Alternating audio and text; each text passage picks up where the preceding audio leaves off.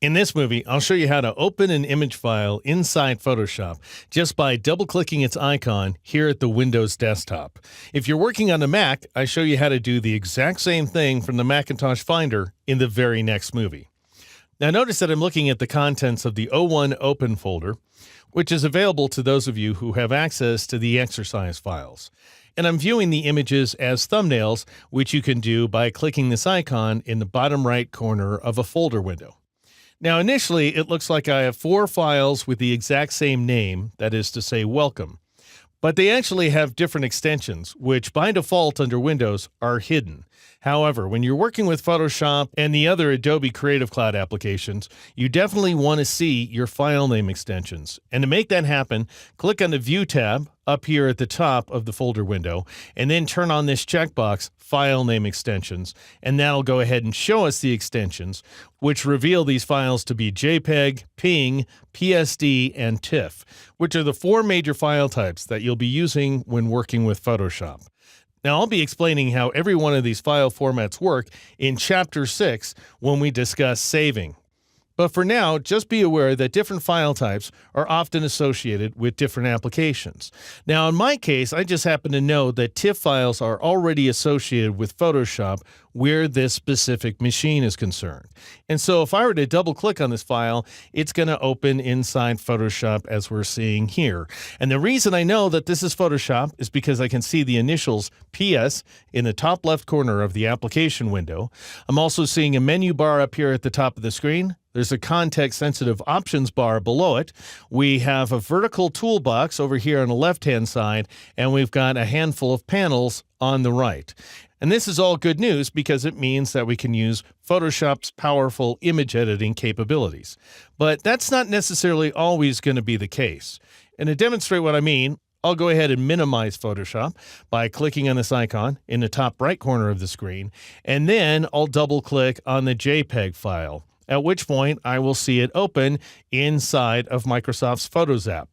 That is in no way, shape, or form what I want because, after all, if I'm working inside Photos, I'm not working inside Photoshop, and I'm not going to have access to all that power.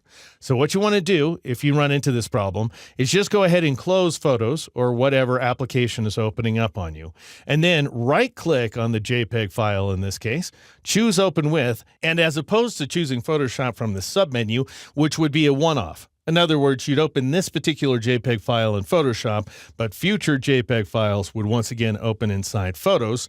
Go ahead and choose the last command in the submenu, whatever its name may be. In my case, it's called Choose Another App. And then you want to locate the most recent version of Photoshop in the list. Now, if you see a weird one like this guy right here, which is an artifact of QuickTime, don't worry about it. Just go ahead and choose the most recent version of Photoshop. And then, if this checkbox is available to you, go ahead and turn it on. Again, in my case, it reads, always use this app to open JPEG files, which is what we want. Then click OK, and that is going to open the image inside Photoshop, and it's going to open all future JPEG files in Photoshop as well. All right, I'm going to go ahead and minimize Photoshop again so that we can check out this PNG file. And so notice if I double click on it, this time it opens up in yet another utility. It's called Paint. And while it does have a few editing functions, it's nowhere near as powerful as Photoshop. So I'll go ahead and close it, and then I'll right click on that PNG file, choose Open With, choose that final command, locate the most recent version of Photoshop in the list, go ahead and select it, turn on the checkbox, click OK, and that's going to open the PNG file in Photoshop. All right, we have just one more file, and so I'll go ahead and minimize Photoshop. And note this guy right here, welcome.psd. PSD stands for the Photoshop document format, and it's by far the most versatile format you can work with because it saves layers and all the other goodies that you can create inside Photoshop. So just to make sure everything's working the way it should, I'll right-click on that file, choose Open With, and then choose this final command. And in my case, it looks like this file is set to open in an older version of Photoshop CC. That's not what I want. I want the latest and greatest thing. So I'll just go ahead and select the most recent version of the software, turn on the checkbox, and click OK. Now, it's very possible that you're going to see this missing fonts warning, and that's because I'm using a lot of specialty fonts, including Berka, but I also have Avenir, Futura, and Helvetica Neue, and so you may see a much longer list. Now, inside of another program, you would need to resolve these font conflicts, because after all, you generally need the fonts installed on your system that you're using inside the document. But in Photoshop, that's not actually the case. And so I'm just going to click on the Don't Resolve button, and then I'll grab my Zoom tool, which is located toward the bottom of the toolbox over here on the left-hand side of the screen. And then I'll click a few times on the word Photoshop up here at the top of the image until I zoom to 100% as indicated by this title tab up here at the top of the screen. Now, notice my Layers panel, which is located by default in the bottom right corner of the screen.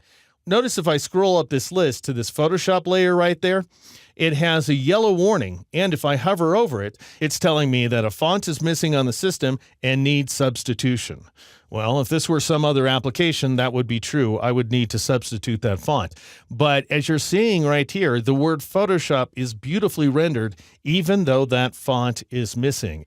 And that's because Photoshop very helpfully includes a pixel-level preview of every text layer that you create. So as long as you don't want to edit the text, you're fine with things just the way they are. And the document will export and print properly as well.